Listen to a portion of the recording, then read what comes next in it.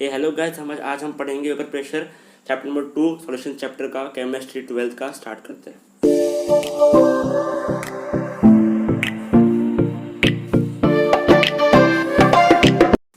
तो स्टार्ट करने से पहले समझते हैं वेपर प्रेशर होता क्या है। ठीक है, वेपर प्रेशर क्या है। ठीक है, आपको पता है तो आप स्किप कर सकते हो, मैं डाल दूंगा टाइम स्टैम्प्स, तो आप वहाँ देख सकते हो कि कहाँ से कहाँ को स्किप करना है। ठीक है, तो वेपर प्रेशर होता क्या है। हम जो है यहाँ पे एक लिक्विड सोल्यूशन के लिए कंसिडर कर रहे हैं। ठीक है, तो हम जो है यहाँ पे एक बीकर कंसिडर कर रहे हैं। बीकर के अंदर हमने पुट किया लिक्विड। ठीक है, और सॉलिड भी लिक्विड है। उसके पहले आपको समझना चाहिए, समझिए कि आपके आपके हाथ में पेट्रोल है। ठीक है, आपने उसको ज़मीन पे बिखरा दिया। ठीक है, तो क्या होगा, जो पेट्रोल है वो उड़ जाएगा हवा में। ठीक है, बोलते हैं ना कि पेट्रोल उड़ गया। ठीक है, तो उड़ जाता है। ठीक है, जैसे आप उसको ज़मीन में डाल दोगे तो वो उड़ जाएगा। तो वैसे ही जो है, समझिए कि मेरा क्लोज वेसल के अंदर दो लिक्विड डाले मैंने। ठीक है, और जो उनके जो मॉलिक्यूल्स है वो उड़ गए, और क्योंकि ऊपर से क्लोज है तो क्या होगा, ऊपर जा मतलब बाहर निकल नहीं पाएंगे, तो ऊपर रहेंगे। और वो पार्टिकल क्या करेंगे, वो उसके जो मैं सरफेस है लिक्विड का, उस सरफेस पे जो है क्या लगाएंगे, प्रेशर लगाएंगे। उस प्रेशर को कहते हैं हम वेपर प्रेशर। ठीक है, तो इसको मैंने समझा दिया कि इसको क्या बोलते हैं और इसको कैसे बोलेंगे इंग्लिश की लैंग्वेज के अंदर। ठीक है, तो the partial pressure exerted by vapour और gas on the surface of a liquid of a solution at a equilibrium condition. ठीक है, समझ में आपको क्या है। इसका मतलब ये कि जो पार्शियल प्रेशर एग्जर्ट करता है, एग्जर्ट मतलब जो अप्लाई करता है। ठीक है, जो हमारा वेपर है या जो गैस है, ठीक है, सरफेस पे, उस सरफेस ऑफ लिक्विड, ठीक है, उसे कहते हैं हम वेपर प्रेशर। बट यहाँ पे एक इम्पॉर्टेंट क्या है कि इक्विलिब्रियम कंडीशन के अंदर। ठीक है, इक्विलिब्रियम कंडीशन आपको जो है यहाँ पे सोचना है। ठीक है, मतलब जो ऊपर के गैस मॉलिक्यूल्स है, क्योंकि ऊपर से क्लोज कर दिया मतलब क्या होगा, ऊपर से निकल नहीं पाएगा, मतलब जो इससे क्या होगा, इक्विलिब्रियम एटम होगा। ठीक है, तो जो है सरफेस पे जो है हमारा वेपर प्रेशर अप्लाई करेगा। ठीक है, ओके, तो हम क्या करेंगे, हम जो है पढ़ने वाले हैं vapour pressure of a liquid solution. ठीक है, तो हमारे दो केस होते हैं, एक होता है सॉलिड इन लिक्विड, ठीक है, और होता है एक लिक्विड लिक्विड। लिक्विड लिक्विड बहुत इंपॉर्टेंट है और उसको हम बहुत डीप में जाएंगे विद ग्राफ और सब कुछ। ओके, बट यहाँ पे जो है रॉल्स लॉ का एप्लीकेशन मैं आपको एक्सप्लेन नहीं करूँगा। ठीक है, आपको चाहिए तो मैं डाल दूंगा वीडियो। ठीक है, आप कमेंट में लिख दीजिएगा। ठीक है, हमें जो है बाइनरी सोल्यूशन को कंसिडर करना है। बाइनरी मतलब क्या होता है, मैंने पहले भी एक्सप्लेन किया था। बाइनरी मतलब ये होता है कि जब दो कंपोनेंट से सोल्यूशन बनता है उसे कहते हैं बाइनरी सोल्यूशन। ठीक है, तो अब स्टार्ट करते जो हमें रियल पढ़ना है। ठीक है, वेपर प्रेशर किस पे अफेक्ट, मतलब किससे वो अफेक्ट होता है। ठीक है, मतलब समझिए कि आपने टेम्परेचर इंक्रीज किया, क्या इंक्रीज किया, तो क्या होगा वेपर प्रेशर का। ठीक है, ये बहुत ही इंपॉर्टेंट कि एमसीक्यू में आता है। ठीक है, ऐसा नहीं है कि थियरी में नहीं आएगा, आपने जो है रॉल्स लॉ के फॉर्मूला पढ़ लिए और काम हो गया आपका, ये नहीं है, बात नहीं है। आपको जो एमसीक्यू में अप्लाई करने के लिए भी आना चाहिए। ठीक है, थोड़ा मतलब आपको कॉमन सेंस भी यूज़ करना है, थोड़ा आपका दिमाग भी यूज़ करना है कि क्या हो सकता है। ठीक है, हम पहले कंसिडर करेंगे बॉइलिंग पॉइंट। ठीक है, बॉइलिंग पॉइंट और टेम्परेचर एक ही बात है। ठीक है, यहाँ पे देखिए अभी मेरा बॉइलिंग पॉइंट लो है। ठीक है, समझिए बॉइलिंग पॉइंट लो है तो मेरा वेपर प्रेशर हाई होगा। अब कैसे, ठीक है, कैसे मतलब समझ में आएगा कि कैसे क्या होगा। ठीक है, देखिए बॉइलिंग पॉइंट लो मतलब क्या होगा कि टेम्परेचर मेरा क्या होगा, कम पे जो है वो इजीली जो है वो हवा में जा रहा है, मतलब जो लिक्विड से जो है वो गैस बन रहा है लो टेम्परेचर के अंदर। ठीक है, लो टेम्परेचर के अंदर बन रहा है। ठीक है, तो मैंने बोल दिया कि ये बीकर कंसिडर कर लिया, ऊपर से मैंने कवर कर दिया। ठीक है, ऊपर से एक पतले लिया, पतले के ऊपर मैंने प्लेट रख दी। ठीक है, और उसमें लिक्विड था। ठीक है, मैंने नीचे से हीट किया, बर्नर ले लो, कोई भी ले लो। ठीक है, तो क्या होगा, जो मॉलिक्यूल्स है वो जो ऊपर बहुत जल्दी आ जाएंगे। ठीक है, उससे क्या होगा, टेम्परेचर कम टेम्परेचर पे जो है इजीली ऊपर आ जाएंगे और जो ज़्यादा वेपर प्रेशर अप्लाई करेंगे।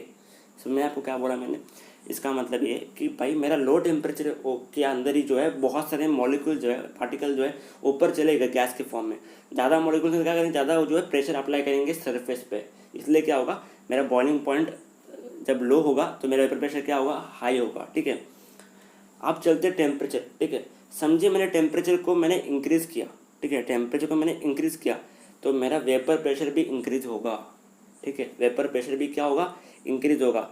तो कैसे होना है आपको। ठीक है, देखिए मैं वापस एक डायग्राम आता हूँ। ठीक है, आपके लिए। ठीक है, समझिए कि आपने कोई चीज़ को हीट किया। ठीक है, समझो कि आपका गर्म पानी है। ठीक है, आपने गर्म पानी हीट किया तो क्या होगा, जो मॉलिक्यूल्स जो अंदर है वो क्या हो जाएंगे, ऊपर आ जाएंगे, जो प्लेट है ऊपर की उस पर जो है आ जाएंगे। ठीक है, तो जो ऊपर जो गैस है, ठीक है, वो जो ज़्यादा अप्लाई करेगी वेपर प्रेशर सरफेस के ऊपर, जो पार्शियल प्रेशर बोलते हैं, वो जो है ज़्यादा अप्लाई करेगी हमारे सरफेस के ऊपर।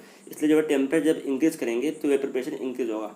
ठीक है, लो बॉइलिंग पॉइंट मतलब क्या है कि लो टेम्परेचर के अंदर जो है वो इजीली जो है वो गैस में जाके ज़्यादा मॉलिक्यूल्स होंगे गैस में तो ज़्यादा अप्लाई करेंगे प्रेशर, ठीक है। टेम्परेचर इंक्रीज करोगे तो क्या होगा, टेम्परेचर इंक्रीज करोगे तो क्या मॉलिक्यूल्स ऊपर ज़्यादा जाएंगे और ब्लड प्रेशर जो है अप्लाई नीचे करेंगे। दोनों एक ही बात है, बट थोड़ा डिफरेंस है, ठीक है, क्योंकि यहाँ टेम्परेचर लो की बात की है, ठीक है, बट बॉइलिंग पॉइंट और टेम्परेचर हमें दो कंडीशन मैटर करना है, ठीक है। नेचर पे भी होता है, डिपेंड करता है, बट हमको इतना इंपॉर्टेंट नहीं है, तो ये यहाँ पे मैंने कंसिडर नहीं किया, ठीक है। तो आपको बॉइलिंग पॉइंट और टेम्परेचर याद रखना है। अब आते हैं सबसे important, that is a Rolls law, ठीक है। रोल्स सबसे इंपॉर्टेंट, क्योंकि ये जो है आगे अप्लाई भी होगा और इसके क्वेश्चन बनते हैं, ठीक है। देखिए इसका मतलब क्या है, और ये जो है मैंने एनसीईआरटी से निकाला है, ठीक है। जो बुक में लिखा है पहले उसको आप समझ पाओगे तो बहुत अच्छी बात है, ठीक है, क्योंकि वो बुक में जो लिखा है बहुत लोगों को समझ नहीं आता, क्योंकि एनसीईआरटी का जो इंग्लिश का लेवल जो है बहुत हाई है, ठीक है। फर्स्ट टाइम मैंने जब पढ़ा तो मुझे भी हार्ड लगा, ठीक है, तो इसलिए मैंने जो है वही लिखा, ठीक है। 2-3 बार रीड करोगे तो आपको समझ में आएगा कि भाई इसने ऐसा लिखा है, तो आपको दिमाग में हो जाएगा फिट, ठीक है। ये क्या बोला है, for a solution of a volatile liquid the partial vapour pressure of each component of the solution is directly proportional to its mole fraction present in the solution, ठीक है। तो यहाँ पे जो है वॉलेटाइल लिक्विड कंसिडर किया गया है, ठीक है, वॉलेटाइल लिक्विड कंसिडर किया है, ठीक है, एक सोल्यूशन के लिए, वॉलेटाइल लिक्विड के लिए, ठीक है। Partial pressure of each component, ठीक है, हर एक का पार्शियल प्रेशर, ठीक है। हमारा जो दोनों जो है वॉलेटाइल है, ठीक है, जो सॉलिड जो है दोनों वॉलेटाइल लिक्विड है, ठीक है। तो दोनों के ईच कंपोनेंट के जो है पार्शियल प्रेशर जो है वो प्रोपोर्शनल होगा मोल फ्रैक्शन ऑफ दैट सॉल्यूशन, ठीक है, जो लिक्विड प्रेजेंट है उसका मोल फ्रैक्शन, ठीक है। समझो कि मेरा ए है, ठीक है, तो क्या होगा, P A is proportional to X A, ठीक है। इन शॉर्ट में बोलूँ तो वॉलेटाइल लिक्विड हर एक कंपोनेंट के लिए, ईच कंपोनेंट, क्योंकि मेरा दोनों जो लिक्विड जो है वॉलेटाइल है, ठीक है, तो हर एक कंपोनेंट के लिए पार्शियल प्रेशर जो होगा उस कंपोनेंट का डायरेक्टली प्रोपोर्शनल होगा उस मोल फ्रैक्शन के कंपोनेंट से। क्लियर है, ये हमारा रोल्स लॉ जो मैंने आपको हिंदी में एक्सप्लेन किया, इंग्लिश में भी एक्सप्लेन किया, ठीक है। तो इन शॉर्ट जो है P is proportional to X, ठीक है, whereas P is equal to P naught X, ठीक है। P नॉट जो है हमारा क्या है यहाँ पे कांस्टेंट है, ठीक है, सॉरी P नॉट जो है हमारा क्या है यहाँ पे जो है प्योर कंपोनेंट का क्या है पार्शियल प्रेशर है, ठीक है। आपको यहाँ पे नोट करना है कि प्योर कंपोनेंट का पार्शियल प्रेशर हर टाइम ज़्यादा होगा, ठीक है। और यहाँ पे पता है एक और एक है कि भाई हमारा जो रोल्स लॉ है, जो हमारा रोल्स लॉ है वो स्पेशल केस है हेनरी लॉ का। आपको पता तो आपको मैं लास्ट लेक्चर में एक्सप्लेन किया है हेनरी लॉ क्या होता है, ठीक है, तो आप वहाँ देख सकते हो हेनरी लॉ क्या है, ठीक है। तो रोल्स लॉ जो है स्पेशल केस है कि P is proportional to X जो है हेनरी लॉ में भी था, ठीक है, बट फर्क इतना है कि P is equal to KH X था और P is equal to P naught X है। P नॉट और KH में फ़र्क है, ठीक है। हेनरी लॉ जो है सॉलिबिलिटी के लिए था, ठीक है, गैस इन लिक्विड के लिए, और ये जो है लिक्विड इन लिक्विड वॉलेटाइल के लिए कंसिडर करते हैं, ठीक है, हमारा रोल्स लॉ। और वापस मैं एक्सप्लेन कर दूँ कि भाई हमारा जो P होगा वो क्या होगा, P नॉट से इक्वल या P नॉट से कम होगा, ठीक है, वो P नॉट से हाई नहीं होगा, क्योंकि P नॉट X है, X जो है मेरा 0 से 1 में वैरी करता है, ठीक है, 0 से 1 में वैरी करता है। मतलब क्या होगा कि जो मेरी पीक वैल्यू जो होगी वो कभी भी जो है P नॉट से बड़ी नहीं होगी। आपका अच्छा आंसर आता हो समझ जाना कि आपने कुछ मिस्टेक की है। तो प्योर कंपोनेंट का पार्शियल प्रेशर हर टाइम जो है अपना जो पार्शियल प्रेशर निकलेगा सोल्यूशन के अंदर वो हर टाइम उससे जो है क्या बोलते हैं सोल्यूशन का जो है कम होगा comparative to the pure component का, ठीक है। क्लियर है, प्योर कंपोनेंट का हाई होगा, सॉल्यूशन में कम होगा, ठीक है, क्योंकि हमारा जो एक्स वैल्यू जो है 0 से 1 में वैरी करती है। तो ये बहुत इंपॉर्टेंट रोल्स लॉ, ठीक है, तो हमको ये पढ़ना है, ठीक है। अब चलते हैं नेक्स्ट पे, दैट इज हमारे जो दो केस है, ठीक है, एक volatile solute, volatile solvent, in short volatile liquid plus volatile liquid, ठीक है, वॉलेटाइल वॉलेटाइल, ठीक है। सेकंड केस क्या है, non volatile solute plus volatile solvent. Clear है, समझिए कि नॉन वॉलेटाइल मतलब क्या, सेकंड केस के लिए सॉलिड डाल दिया, ठीक है, समझिए कि वॉलेटाइल लिक्विड के अंदर सॉलिड मैंने पुट कर दिया ऐसा, ठीक है। तो ये हमारे दो केस बनते हैं। पहला केस बहुत इंपॉर्टेंट है क्योंकि इस पे से क्वेश्चन बनता है और ये जो आराम से 3-4 मार्क का क्वेश्चन बन सकता है, समझो उनको बड़ा खींचना हो तो, ठीक है, तो आराम से क्वेश्चन बना सकते हैं। बट आई थिंक सो क्योंकि आगे बहुत सारे इंपॉर्टेंट टॉपिक्स है तो इन पे इतना जोर नहीं होगा, बट ये जो है एक फंडामेंटल है, बेसिक कॉन्सेप्ट है, तो आपको इसको पकड़ के चलना है। मैंने पहले ये बोल दिया था कि ये जो है हम बाइनरी कंडीशन के लिए अप्लाई करेंगे, जिसमें दो कंपोनेंट होंगे। फर्स्ट कंपोनेंट की मैंने जो P1 is proportional to X1, ये कहाँ से आया, रोल्स लॉ से आया, ठीक है।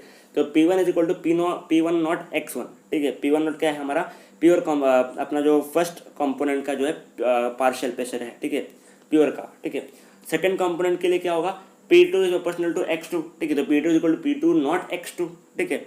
तो बाइनरी के लिए हम कंसिडर कर रहे हैं, ठीक है। P2 नॉट क्या है, P2 नॉट क्या है, partial pressure of a pure component, pure component of a second component in short, ठीक है। तो हम जो है यहाँ पे डेल्टन्स लॉ जो है अप्लाई करेंगे। आपको पता है तो आपने जो है 11th के अंदर पढ़ा होगा डेल्टन लॉ, ठीक है। मैं वापस सबको एक बार बता दूँ, आई थिंक ये काइनेटिक थ्योरी में कहा तो आता है, ठीक है, डेल्टन्स लॉ, ठीक है। तो वहाँ पे है, ठीक है। तो वहाँ बताया गया था कि P total is equal to P1 plus P2 plus P3 plus P4 जितने हो उसमें, ठीक है, टिल P⁻n, सॉरी P⁻n नहीं Pn, ठीक है, मैथ्स में घुस गया मैं, ठीक है, सॉरी। तो P total is equal to P1 plus P2 plus जितने है, ठीक है। हमारे यहाँ पे सिर्फ दो है तो हम जो है P1 और P2 कंसिडर करेंगे, ठीक है। तो हम डेल्टॉन लॉ से ये बोल सकते हैं कि P total is equal to P1 plus P2, और मैंने देख लिया कि फर्स्ट और मेरा फर्स्ट सेकंड इक्वेशन देख सकता है P1 is equal to P1 naught X1 and P2 naught X2, ये कहाँ से आया, रोल्स लॉ से। मैंने अप्लाई किया, मैंने यहाँ पुट किया डेल्टॉन लॉ के अंदर, ठीक है। तो मैंने क्या बोला कि भाई X1 की वैल्यू जो होती है 1 माइनस X2, कहाँ से आई, X1 प्लस X2 इज इक्वल टू 1 होता है, X1 प्लस X2 क्या होता है, 1 होता है। हमने जो फर्स्ट सेकंड लेटर में पढ़ा था, ठीक है, क्या होता है, ठीक है। तो हमें वहाँ से क्या मिला कि भाई हमने जो है उसको ब्रैकेट को खोला तो मुझे मिला कि P1 not minus P1 not X2 plus P2 naught X2, ठीक है। अब इसको अपन थोड़ा सिंप्लीफाई कर ले तो क्या होगा हमारा, तो P total is equal to P1 naught plus P2 naught minus P1 naught into X2, ठीक है। ये फॉर्मूला बहुत इंपॉर्टेंट है, ठीक है। ये केस कब होगा, जब मेरा वॉलेटाइल लिक्विड और वॉलेटाइल लिक्विड दो केस होंगे, ठीक है, क्योंकि दोनों का जो है हमको कंसिडर करना पड़ेगा, ठीक है। सॉलिड होगा एक, मतलब एक नॉन वॉलेटाइल होगा या सॉलिड होगा और एक वॉलेटाइल होगा, तो ये केस अप्लाई नहीं होगा, ठीक है। हम आगे डिस्कस करेंगे, बट यहाँ पे वो जो अप्लाई नहीं होगा, दोनों वॉलेटाइल होंगे तब जाके ये अप्लाई होगा, ठीक है। और न्यूमेरिकल पे जो है न्यूमेरिकल्स इस पे आते हैं, ठीक है, अच्छे वाले, एक दो मार्क के दो पूछ ले, कुछ ना कुछ करके ऐसा पूछ सकते हैं, ठीक है, ठीक है। हमें और एक पता है, ठीक है, और एक आगे आगे चलते हैं, ठीक है। क्या वो पता है, डेल्टन लॉ में हमने और एक पढ़ा था फॉर्मूला कि P1 is equal to X1 P total, ठीक है, और P2 is equal to X2 P total, नहीं, गलत है, ठीक है। यहाँ पे हमने जो X1 और X2 जो है हमने उस क्या बोलते हैं कंपोनेंट के लिए कंसिडर कर लिया, ठीक है।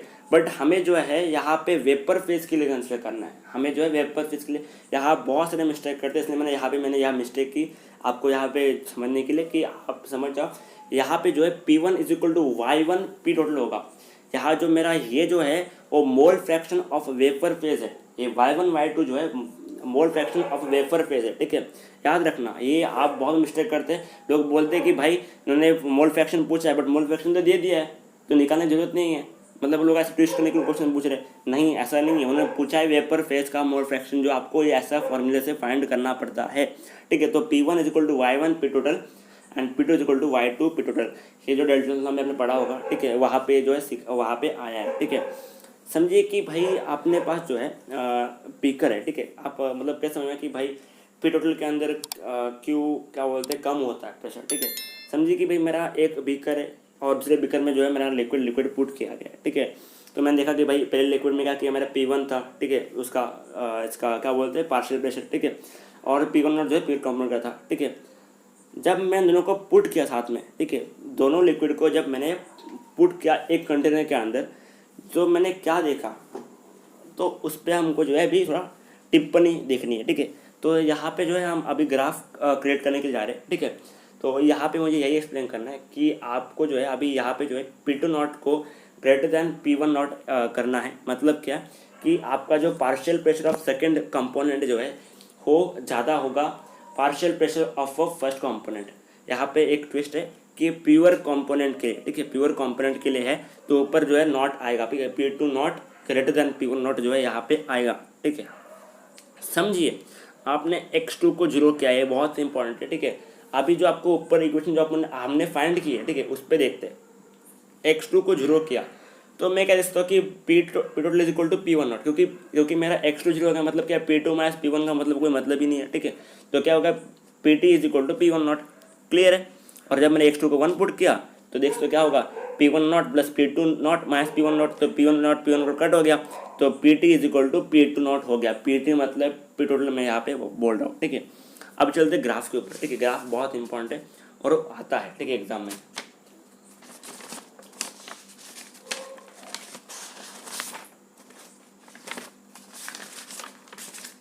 ओके, अब चलते हैं ग्राफ के ऊपर, ठीक है। अब क्या करना है आपको जो है एक्स और वाई बनाने का है, ठीक है। और वाई में जो है आपको एक और डॉटेड लाइन बनाने की है, ओके, मतलब पैरेलल लाइन बनाने की है आपको, ठीक है, वाई की, ठीक है।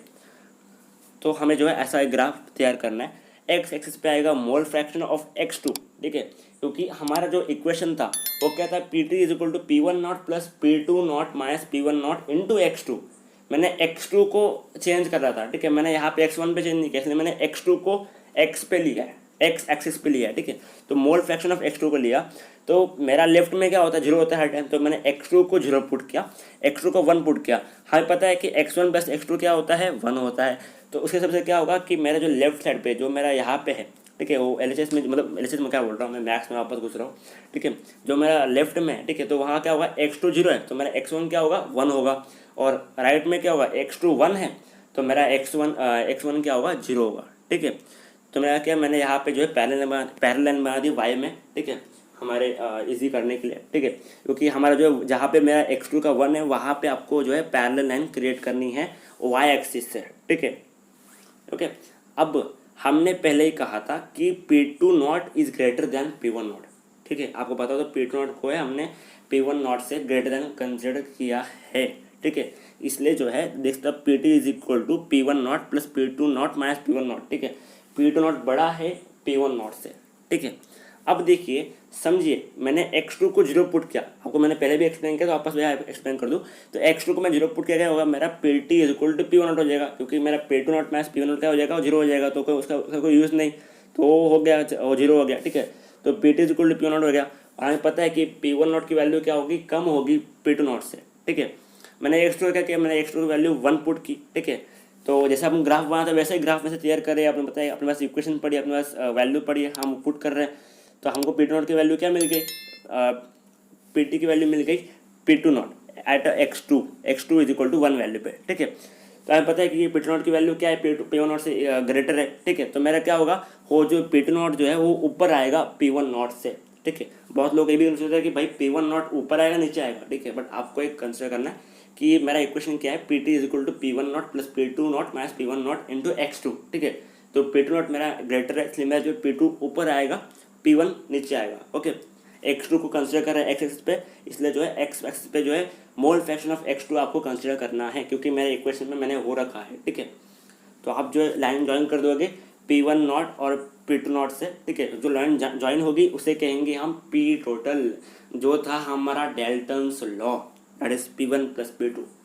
तो यहाँ पे जो है हमें ग्राफ से भी जो है हमने रोल्स लॉ को दिखा दिया कि, और ये जो ग्राफ है बहुत इंपॉर्टेंट है, एमसीक्यू में आ सकता है ऐसा वाला ग्राफ, ठीक है, कि बताओ कि ग्राफ एक्सप्लेन करो, या कुछ भी आ सकता है क्वेश्चन, ठीक है, या ग्राफ ड्रॉ करो, या रोल्स लॉ पे जो है 2 मार्क का क्वेश्चन आ सकता है आराम से, क्योंकि बहुत इंपॉर्टेंट, डेरिवेशन भी बहुत इंपॉर्टेंट है।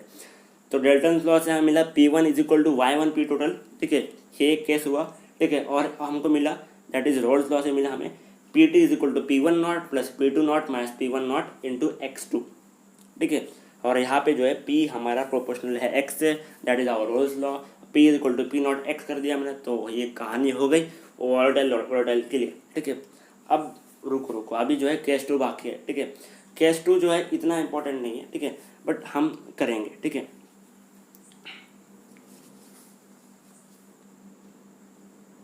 अब चलते केस 2 पे, ठीक है। केस 2 के लिए क्या करना है हमें, ठीक है।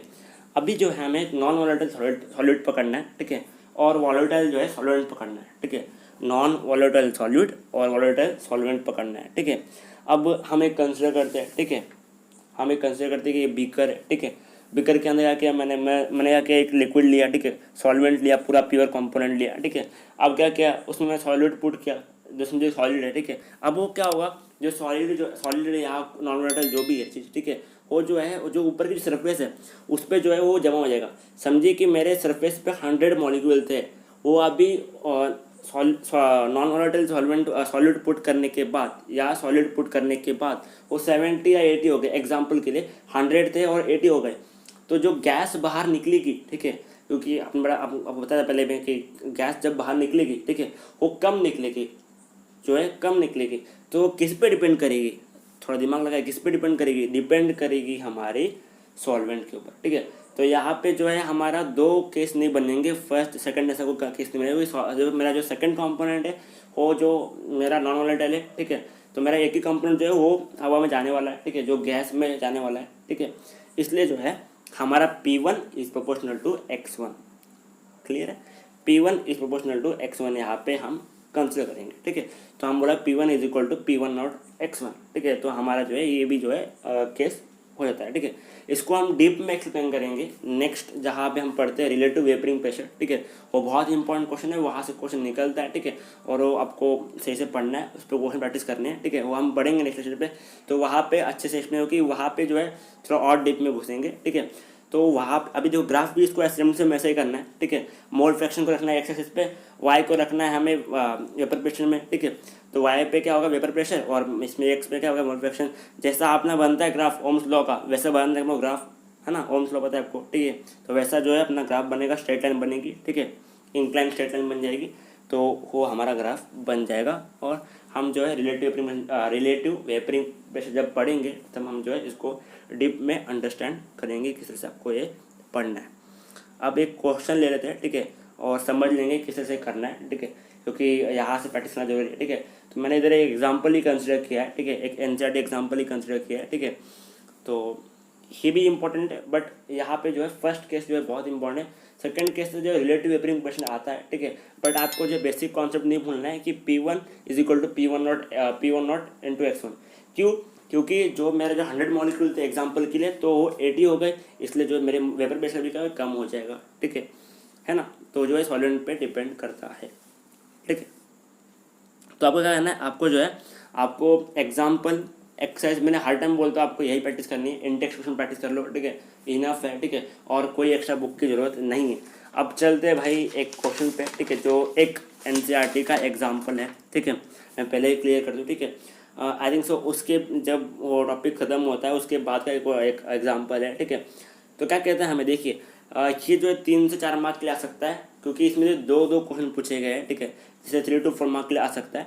क्या कहता है क्वेश्चन, ठीक है, क्वेश्चन कहता है कि vapour pressure of a chloroform CaCl3। भाई याद रखिए होगा कि क्लोरोफॉर्म जो होता है वो CaCl3 होता है, ठीक है, और ये बहुत इंपॉर्टेंट है आगे चैप्टर्स में, ठीक है। तो क्लोरोफॉर्म जो है CaCl3 कहते हैं, और डाइक्लोरोमीथेन को कहते हैं हम CH2Cl2, ठीक है, थोड़ा ही डिफरेंस है, ठीक है। और इसको लर्न करना बहुत सिंपल है, सी रख दोगे, जैसे आप ऑर्गेनिक भी पढ़ोगे, तो जैसे मीथेन का मीथेन, तो क्या होता है मीथेन में क्या होता है, C ऊपर H, साइड में H, इधर H, इधर H, 4 H होते हैं, ठीक है, क्योंकि वैलेंसी के डिपेंड करता है, ठीक है। तो उसका 4 वैलेंसी पड़ी है सी के पास, तो 4 हमको फिल करना है, तो 3 Cl फिल कर दिया और 1 H फिल कर दिया। और डाइक्लोरोमीथेन में कैसा है, मैंने 2 H फिल कर दिए, 2 Cl फिल कर दिया, मतलब 4 जो है मेरा कंप्लीट हो गया, ठीक है। तो डाइक्लोरोमीथेन नाम से ही दिख रहा है कि डाइक्लोरो और मीथेन, मतलब क्या होगा, मीथेन क्या होता है CH4, उसमें डाइक्लोरो, अब डाइक्लोरो चाहिए मतलब मेरी वैलेंसी भी 4 है, मतलब क्या होगा 2 Cl और 2 H हो जाएंगे, C के साथ लग जाएंगे, ठीक है। मतलब क्या क्लोरोफॉर्म मेरा क्या होगा CaCl3 और CH2Cl2 क्या होगा डाइक्लोरोमीथेन। ये थोड़ा एक्स्ट्रा ज्ञान दे दिया मैंने, ठीक है, जो आगे जो है हम पढ़ने वाले, ठीक है, ऐसा कुछ एक्स्ट्रा ज्ञान नहीं है, बट आगे आ जाएगा जो चैप्टर से उसमें इंपॉर्टेंट है, ठीक है। आगे चलते हैं, तो उन्होंने जो है अपने को क्या दिया है R200 mm Hg and 15 mm Hg respectively, ठीक है, मतलब प्योर कंपोनेंट का क्या दिया है, पार्शियल प्रेशर दिया गया है दोनों का, ठीक है। और हमें कहते हैं कि calculate the vapour pressure solution by the mixing of 25.5 gram of CaCl3 and 40 gram of CaCl2 at 298 kelvin temperature, ठीक है। तो इन शॉर्ट मतलब क्या है कि हमें जो है मास जो है ऐड किया है, CaCl3 का इतना दिया है, इतना मास ऐड कर दिया 40 ग्राम का इसके अंदर, ठीक है, डाइक्लोरोमीथेन और क्लोरोफॉर्म के अंदर, ठीक है। और हमको बोलता है कि वेपर प्रेशर फाइंड करो सॉल्यूशन का, ठीक है, मतलब PT फाइंड करने के लिए कह रहा है। और कहता है कि मोल fraction of each component in vapour phase. Vapour phase important भाई रखना, याद रखना, वेपर फेज पूछा है, X मत लिख के आ जाना, ठीक है, Y फाइंड करना है, ठीक है। तो कुछ नहीं, हम जो है जो हमने पढ़ा था वही फाइंड करेंगे, वही अप्लाई करेंगे, ठीक है। तो शुरू करते हैं इसका आंसर, ठीक है। हमें याद रखना है कि PT is equal to P1 naught plus P2 naught minus P1 naught into X2, clear. तो स्टार्ट करते, ठीक है। क्या क्या दिया, पहले गिवन लिखा करो, ठीक है, एक आदत डाल दो, ठीक है। क्या करना है आपको, पहले गिवन लिख देना है, ठीक है, और रफ में जो है आपको लिख देना है कि क्या क्या हमको फाइंड करना है, ठीक है। आपको पता ही नहीं क्या फाइंड कर रहे हैं, आप जो है कुछ भी फाइंड करने बैठ जाओगे, ठीक है, तो वो नहीं अच्छा, ठीक है। तो एक बार जो जो फाइंड करना लिख दो और किसी से उसको फाइंड करना है थोड़ा दिमाग में सोच लेना, फिर उसको जो है आंसर पे सॉल्व करना शुरू कर देना, ठीक है। पहले गिवन लिखना इंपॉर्टेंट, ठीक है, तो उससे जो है आइडिया मिल जाएगा क्या अपने को दिया है और क्या क्या अपने को किसी से आपको आगे स्टेप्स जो है अप्रोच करना है आंसर निकालने के लिए, ठीक है। तो हमें जो है हमने यहाँ पे कंसिडर किया कि भाई यहाँ पे जो वन जो है मेरा वो CaCl3, first component CaCl, second component CaCl2 है। आपकी मर्जी जो लेना है, बट आपको जो है वहाँ पे लिख देना है कि we are considering this as this, ठीक है। आपको ऐसे बोल देना है कि भाई ये हमने कंसिडर किया है, ठीक है, ठीक है। अब देखो क्या क्या दिया अपने को, W1 दे दिया है एट 25.5। क्यों दिया है? क्योंकि 25.5 ग्राम ऑफ CaCl3 दिया है। W2 दिया है 40 ग्राम CaCl2 का, तो W2 लिख दिया मैंने, ठीक है। अब मॉलिक्यूल क्या होता है CaCl3 का, फाइंड करते हैं। C का 12 + 1 35.5 × 3, तो क्या होता है 119.5। ये आपको याद रखना, याद रख सकते हो, अदरवाइज जो है ये आप जो है निकाल सकते हो, ठीक है, याद करने की जरूरत नहीं है, ठीक है। ग्लूकोज सुक्रोज का इंपॉर्टेंट है, ठीक है, वो याद कर लेना, ठीक है। CaCl2 का फाइंड कर लेंगे हम, ठीक है। हमें पता है कि XA होता है Na + Na + Nb। आपको नहीं पता मोल फ्रैक्शन क्या होता है तो प्लीज़ आप जो वीडियो देख लीजिए, ठीक है, तो आपको क्लियर हो जाएगा, ठीक है। तो XA Na + Nb होता है, ठीक है। अराउंड सेकेंड थर्ड वीडियो है, तो वहाँ से जाकर आप देख सकते हो, ठीक है। तो N1 ठीक है, N1 मतलब क्या है यहाँ पे, मोल्स ऑफ वन, फर्स्ट मतलब moles of a first component, that is our CaCl3, ठीक है। तो 25.5 जो ऊपर दिया गया है, मेरा होता है मॉलिक्यूलर वेट 119.5, मैंने फाइंड किया, वहीं का मैंने 0.213 मोल। सिमिलरली मैंने क्या किया, CaCl2 के मोल्स के लिए, that is N2, number of moles of CaCl2 या number of moles of second component, ठीक है।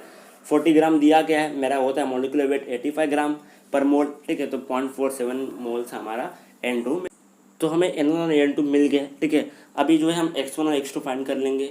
आपको जो है जो सेकंड दिया गया है वो वेपर फेस के लिए दिया है, X1 X2 के मत लिख के आ जाना, तो आपका जो है 2 मार्क मिल जाएगा, 2 मार्क नहीं मिलेगा, ठीक है, 4 मार्क क्वेश्चन होगा तो, ठीक है, 2 मार्क उसका 2 मार्क इसका होगा, ठीक है।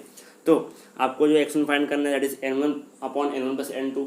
तो आपको पता है N1 क्या है, तो N1 + N2 को मैं ऐड कर दूंगा, तो मुझे X1 मिल जाएगा, ठीक है। सिमिलरली मुझे X2 मिल जाएगा, क्योंकि होता है X1 + X2 = 1, तो X2 = 1 - X1, तो मुझे वहाँ से क्या मिल गया, 0.688 मिल गया, X2 मिल गया। तो ये वजह से क्या है, तो मेरा X1 मतलब क्या होगा, X of CaCl3 that is 0.312 और X of CaCl2 that is my 0.688, ठीक है, क्लियर है। अब चलते आगे, ठीक है। अभी हमें जो है X1 और X2 पता है, P1 नॉट और P2 पता है, P2 नॉट पता है, ठीक है। ऊपर नॉट है, ठीक है, देखिए गलती से मिस्टेक हो गई, तो ऊपर नॉट लिखा है मैंने, ठीक है, मतलब नॉट बोला मैंने, ठीक है। X1 X2 और P1 नॉट और P2 नॉट जो है हमें पता है, ठीक है।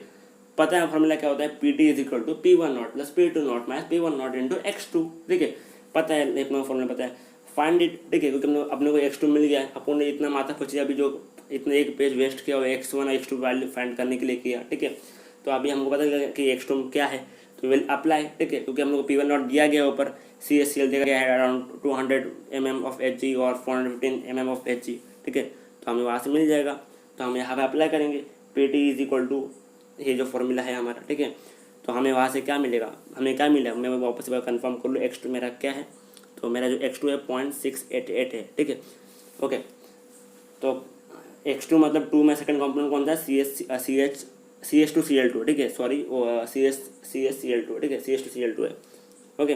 तो मैंने वहाँ पे एक एरर किया था, मैंने अभी देखा, ठीक है। तो मेरा सेकंड जो मैंने वहाँ पे लिखा था आंसर के अंदर, मैंने वहाँ पे CHCl2 लिखा है, वहाँ CH2Cl2 आना चाहिए, ओके, ओके। आगे चलते हैं, तो हमको क्या मिल गया, PT हमको मिल गया, ठीक है। तो हमारा फर्स्ट केस जो है कंप्लीट हो गया, ठीक है। सेकंड मेरा मुझे फाइंड करना है vapour face of mole fraction of a vapour face, ठीक है, मतलब Y1 Y2 फाइंड करना है। डेल्टन लॉ पता है अपने को, P1 = Y1 PT, ठीक है। अभी हमने इतना PT निकाल दिया, ठीक है। आपको देखो बहुत बार पता है क्या होता है क्वेश्चन में, हम जब क्वेश्चन सॉल्व करते हैं हमको लगता है कि भाई हम सेकंड सॉल्व करते हैं, फर्स्ट ऐसा होगा, बट नहीं, ठीक है। सेकंड क्वेश्चन देखो, सेकंड क्वेश्चन जो है फर्स्ट क्वेश्चन पे डिपेंड करता है। आप PT फाइंड नहीं करोगे तो सेकंड क्वेश्चन का आंसर कैसे आएगा, ठीक है। तो ऐसा नहीं सोचना है कि भाई सेकंड फाइंड करता फिर फर्स्ट आंसर आ जाएगा, ऐसा नहीं है, ठीक है। बहुत बार अप्लाई भी हो सकता है, बट ऐसे में जो है आपको पहले फर्स्ट फाइंड का सेकंड फाइंड कर, पहले फर्स्ट फाइंड करिए फिर सेकंड फाइंड करिए, क्योंकि क्या पता हो इंटर रिलेट हो उसका जो क्वेश्चन है, ठीक है, तो आपको फाइंड करना है, ठीक है। तो यहाँ पे सिंपल फॉर्मूला अप्लाई कर देंगे P1 और P2 के लिए, that is P1 = P1 naught X1 and P2 = P2 naught X2, ठीक है। तो मैंने फॉर्मूला जो पता है अपने को वैल्यूज पता है, तो 200 P1 नॉट है हमारा, ठीक है। तो मैं थोड़ा वहाँ देख लो, कंफर्म कर लो क्या है मेरा P1 नॉट।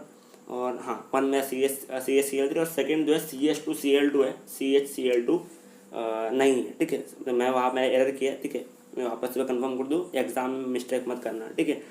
तो P1 equal to P1 naught x1, ठीक है, तो value 200 into 0.312, P2 is equal to P2 naught into x2, ठीक है, तो मुझे वहाँ से मिल गया, ठीक है। तो मेरा P1 का मिल गया, मुझे P1 मिल गया 62.4 mm Hg जो है, हाँ, और एक mm Hg मतलब जो है ये प्रेशर को रिप्रेजेंट करने का तरीका है, ठीक है। 285.5 mm Hg, ठीक है। तो अब फाइंड करना है हमें यहाँ से, पता है P1 is equal to y1 pt, ठीक है। तो मुझे वहाँ से लिखा है y1 is equal to P1 upon pt, तो मुझे क्या मिल जाएगा, वहाँ से y1 मिल जाएगा, ठीक है। हमें पता है P1 पता है क्या है, हमने भी फाइंड किया, pt ऊपर फाइंड किया फर्स्ट क्वेश्चन के अंदर, ठीक है। तो वहाँ से हमें जो है y1 जो है हमें मिल जाएगा, ठीक है। तो आप देख सकते हो कि यह जो है क्वेश्चन जो है इंटरलेट है, ठीक है। तो आपको थोड़ा दिमाग लगाना है, ठीक है, बहुत सिंपल है, कुछ भी नहीं है, सिर्फ फॉर्मूला कोई यूज़ करना है, ठीक है। जैसे आप बेसिक करते थे x1 और x2 सब कुछ होगा, ठीक है। तो आपको y1 y2 मिल जाएगा और pt मिल जाएगा, ठीक है। तो बहुत सिंपल कॉन्सेप्ट है, ठीक है। आपको एग्जाम्पल और एक्सरसाइज और इंटेक्स क्वेश्चन प्रैक्टिस करना है, तो आपका काम हो जाएगा इसके लिए, ठीक है। इतना इनफ है, ठीक है। तो ख़त्म करते वीडियो को, आप प्लीज़ शेयर कीजिए आपके फ्रेंड्स के साथ जो 12th में 11th में, तो उनकी भी हेल्प हो जाएगी। और थैंक यू, और मिलते हैं अगली वीडियो में। Till then bye bye.